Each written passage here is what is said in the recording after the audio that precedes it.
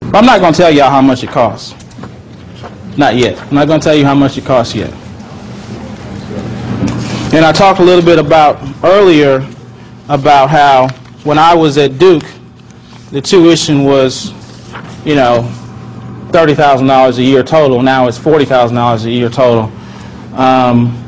You know, the cost of a franchise, you look in those franchise books, you look at, you know, newspapers, and franchises $25,000 to $100,000. Four-year universities, $80,000 to $100,000, and probably by the time my children go to college, they'll probably be $400,000 to $500,000 for education that really doesn't teach you how to actually make money or be in your own business. I was fortunate enough to study entrepreneurship when I was in college, but most people are not taught the fundamentals of any business, no matter where, you know, they are, no matter what college, what university they're at. They don't teach them how to make money. They just teach them how to, you know, do university type work. You know, not to put down people who get university degrees, because of course I have one. But, you know, it's a real difference between practical education and impractical education. And at this event, what I always want to do is go above and beyond for everybody. You know, because not only is the system important, but the resources are important. You know, from the forms to checklists, and like I said, resources. It's important that y'all know who you work with, and it's important that you get in contact with the people who will help you facilitate your deals, not just us. So I've got planned, you know, private lender panels. I've got contractors coming, you know, 3 different contractors that you can talk to and possibly use. I've got mortgage brokers that you can, you know, help get your buyers qualified.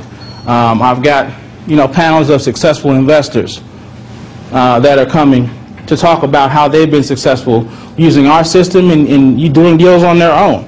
So you want to make sure that you have a diversified base of contacts and resources in this business, because it's invaluable how our private lenders are. You know, it's invaluable how our contractors are invaluable, the mortgage brokers that we work with.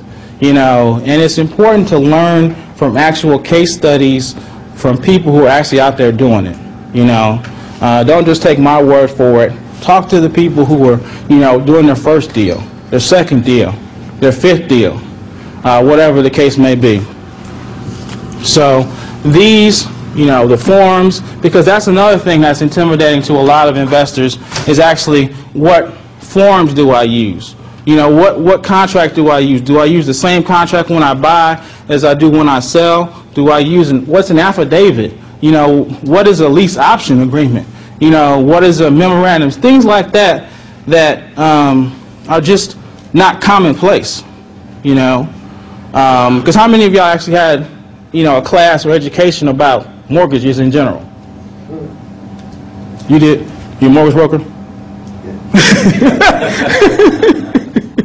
Okay.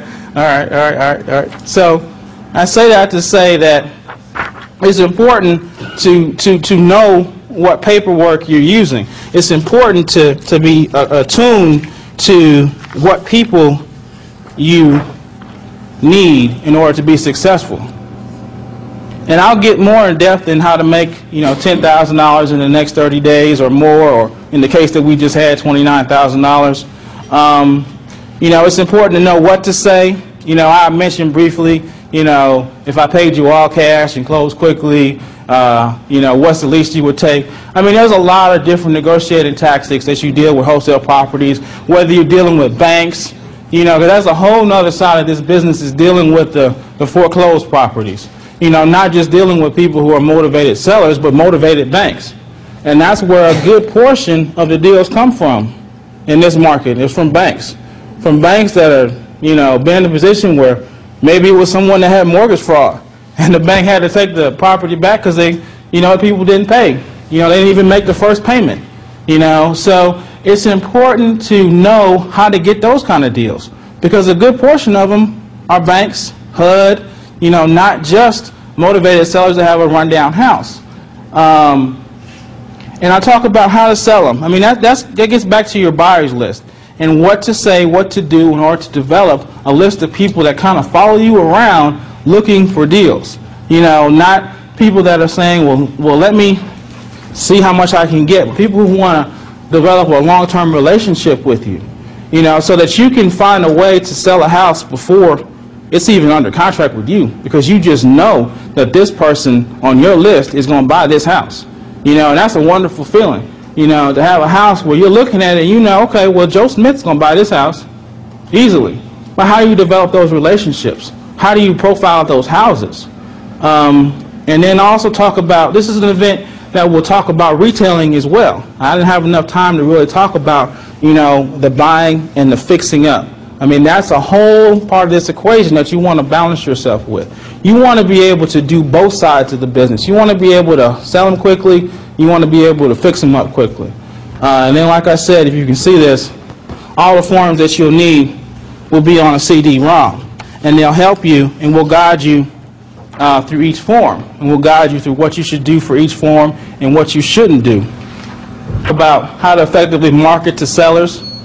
You know, different words, different phrases, you know, beyond just if I paid you all cash and close quickly, you know, how little would you take?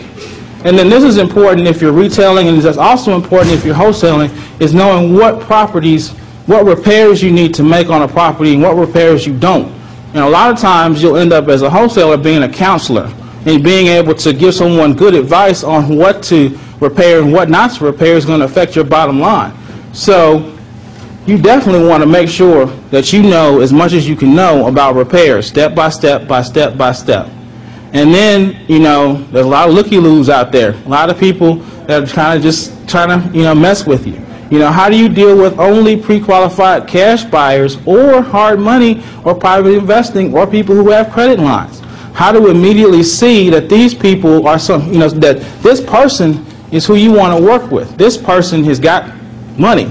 This person is the real deal, not just someone trying to do a fraudulent deal or trying to do something funny or trying to do something that's not going to do anything but tie your property up. And that's another important aspect that you need to learn is what to, you know, when you're tying up a property, what you need to do to make sure that you don't lose your contract, what to do to make sure that if it's getting close, what you need to do. And then you also need resources in order to be able to, you know, if you get into a situation where you have to buy it. You don't want to lose a deal that's going to make you $5,000, $10,000, $15,000, $20,000 just because you don't have the right lenders or the right private investors in place. And like I said, how to make sure your buyer has cash. And then resources to do a virtual office. A lot of things that we do, even though we do have an office, are automated. So you want to make sure that if you want to work from home, you can do that. If you want to work from an office, you can do that. And what resources are there so that you can kind of look like a big show and just be you and maybe one other partner, you know, because some people don't ever want to grow beyond their home office, but they want their incomes to grow far and above the typical home-based business. So you're going to need to know what is out there in terms of software, in terms of companies that can help you set these things up.